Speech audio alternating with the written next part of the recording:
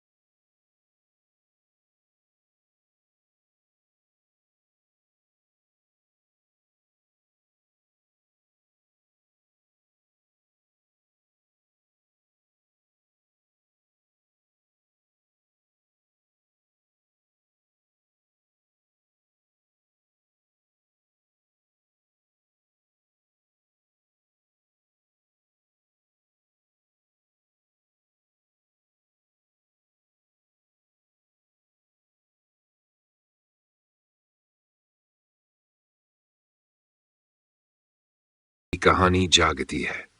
अगर आप चाहते हैं कि वो कहानी सबसे पहले आप तक पहुंचे तो लाइक कीजिए, कमेंट कीजिए, दोस्तों के साथ शेयर कीजिए और सब्सक्राइब करना मत भूलिए। और हां, वो बेल आइकन उसे जरूर दबाइए, क्योंकि अगली आधी रात हम फिर लौटेंगे एक और जहान, एक और कहानी के साथ, सिर्फ YBR फोक टेल्स।